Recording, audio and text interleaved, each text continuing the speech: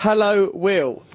Hello, Russell. Thank you for... You came here in what can only be described as an unusual fashion. You strolled here, eh? Yes, it would be more unusual if I were a gastropod, but actually bipedalism is the established means of human locomotion. Relatively typical. Yeah, relatively typical. But I did do it for a long while. I've been in LA since Monday night and have not set foot in wheeled transport during that period. What are you making... Is this an ideological point you're thrusting forwards? Yes, I'm trying to destroy the machine-man matrix that has gripped our heads and is destroying us and will take us to the insect mines of Min Road. No, it's just I like a long walk. You like a stroll? Yeah, I like a stroll. But I tell you what, that mind matrix, it'd be good to undermine it. I think so, It's been a lot of bother. I think, LA, it's a film town, and film is the antithetical medium to walking. It's all jump cut. It's all, space-time are meaningless to cinema. You can screw around with it all you like, whereas a walk is continuous narrative in real time. Right, okay, so that's one of the few opportunities in life we have to have a proper linear journey, and film is the antithesis of that, because it's got no regard for what is truly linear, or true lineage. Exactly. Oh, bloody hell. Yeah, I left my home in London, actually, on noon local time on Sunday. I met our mutual friend, Nick Papadimitriou, up by Wormwood Scrubs and walked all the way out. Stayed in Uxbridge that night, visited Pinewood Studios the following morning, walked on to Heathrow, flew to LAX, and then have walked right round Los Angeles. What did you... With Nick, whose surname I scarcely dare embark upon, where did you sleep in Uxbridge? I slept at the Annick Guest House. It was quite creepy, actually. It looked like not that lovely guest house, don't want to knock the Annick, but outside it was one of those kind of sort of slightly miserly, sodium-lit suburban nights, like the poster for The Exorcist. Right. I liked it. You had a pleasant evening regardless. I have fun where I find it. Was there any supernatural activity? No, I'm waiting for the supernatural activity. There are certain strange linkages. Kubrick's Eyes Wide Shut was shot at Pinewood, and I visited that stage where they're now wrapping Quantum of Solace, the new Bond movie. Yeah. And of course, here in Hollywood, the Church of Scientology is extremely influential. So much so that you can't actually say it. Yeah, we've been told never ever to say it in case it destroys us. Yes, it may destroy us.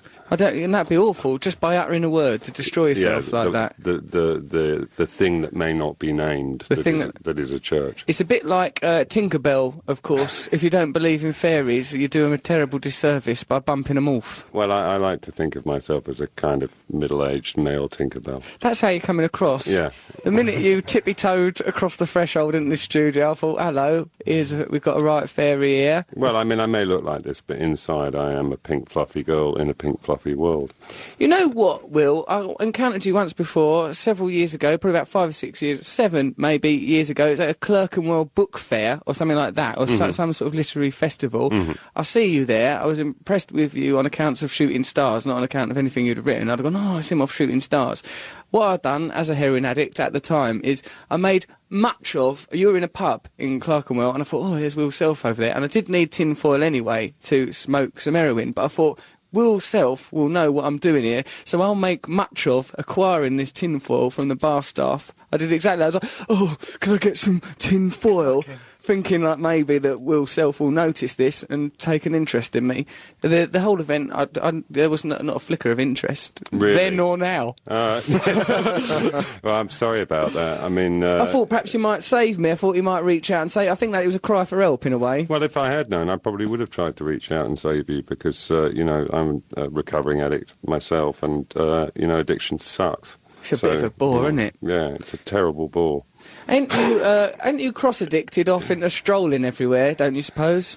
I don't know, people often ask me that because of my history, whether it has an addictive element, but it's kind of, I can stop, I can not do it. Most of the time I'm sitting at a typewriter writing, so This is like, my wife says it's just his way of getting out of the house. That's all it amounts to, but it is fantastic for a writer because it is a given narrative. You've got a story. It's a picaresque, it's the oldest kind of story picaresque, there is. Right, So, you're part of it now, you're a vignette. I'm a bloody vignette in your picaresque adventure. That's the way I see it. Yeah. Well, for us, though, this is actual life. This isn't a vignette to us, mate. It's very serious. I realise that. Yes, we've got feelings and everything.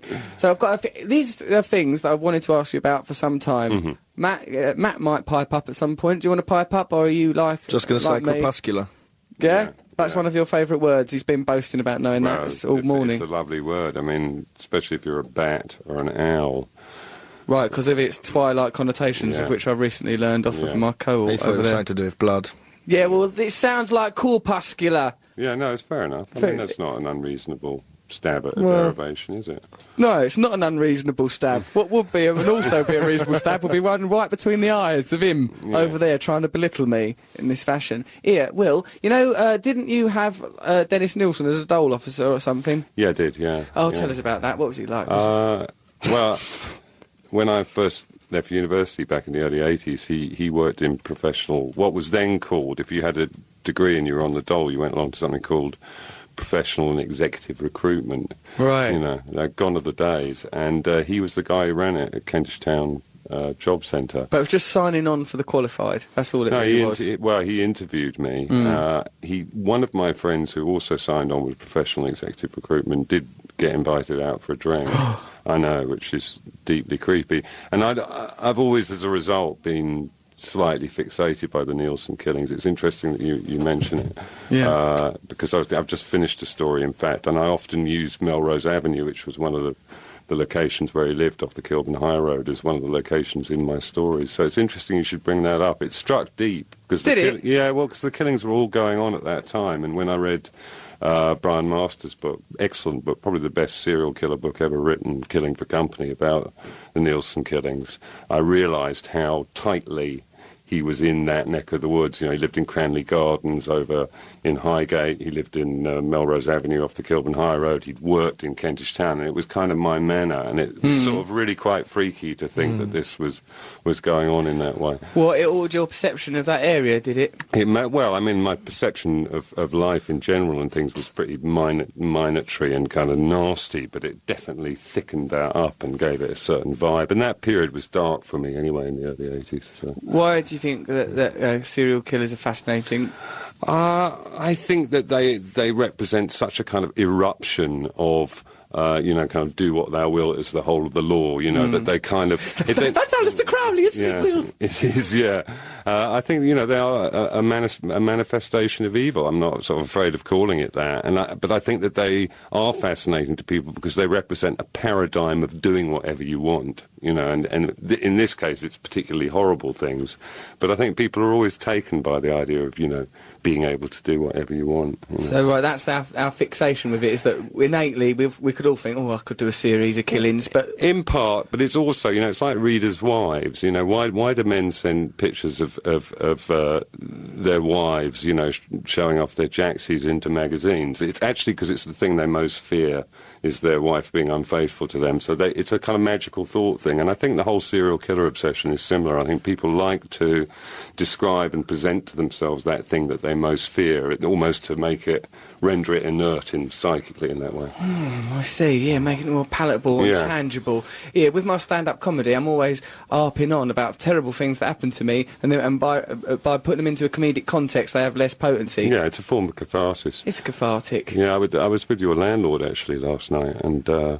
he had some Michael Burns? Yeah, he had some things to say about it. He said that you've twisted the dial right round on the washing machine. It's completely broken, and he didn't find one or two stray hairs in the plug of the jacuzzi. He found a kind of wig. The water escaping had somehow magically woven all of these pubic hairs into a large kind of rug. But otherwise, he's very fond of you. That'd be a delightful trophy for someone one day. That pubic rug. I think Michael's holding it in the First National Bank for if he should lose his own. Or perhaps I'd like to imagine him using it as a cape. I'd like to imagine him using it as a cape, but I fear that I might think I was on acid or something. But I'll try. Go on, give it a whirl now. And that washing machine weren't working properly when we got there, as a matter of fact. You're saying that now. Well, no, I've got evidence, actually. There's your deposit gone. That's gone out of the pictures. And also, we've had Matt Morgan roaming around the place, all primeval, Nude from the waist down he's been. All alone there. We left him there for a little while. It's a huge place. He went all feral. He lost his sense of reason. I didn't think you should leave him there because Michael and his wife, moved down to Venice because they couldn't proof the house against toddlers wandering off it and falling off it. So, oh my word! Yeah, that was the problem because a toddler could just toddle off over the cliff edge. Exactly. So you probably shouldn't leave him wandering around in the nude because he might regress to childhood and then fall off. It the wouldn't house. be an incredibly. It wouldn't be much of a regression. No, a sidestep, exactly. if anything. I don't know him, but I can see that already. You can see at a glance Yeah, that this man's on the precipice of a second childhood. I can say, or maybe even a third. Third childhood. It's quite tempting looking over that cliff to just put one leg over. He throws things over it. He's always been a person to throw things off things and then go, oh, why is this happening? When events occur. Throw a jar of peanuts out of a hotel bedroom window, then when the police come, oh, why is this happening? Bad. Because of events. Events What have did I led to throw this. off there? A jar of peanuts. We were in off Leeds. the hotel, off the house. Off the house, I think you threw a basketball off of it. There was a young gay gentleman that you'd been killing for company.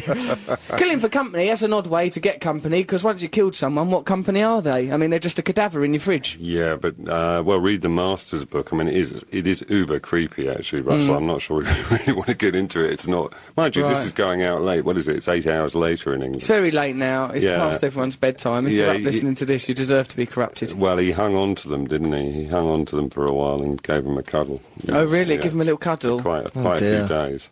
In a way, perhaps, so it's psychopath, that just means you've got no empathy, just thought, I've just turned this person off, like a broken washing machine. Yeah. You just turned the dial too far on that person. I think that's right, but I mean, at different times in life we all lack empathy, don't we? Go on, give us an example of a quotidian lack of empathy that we all experience. I think we all experience it just in the city. I mean, especially, walking through Los Angeles, which I've been doing for 4 days now, it's impossible to feel empathy for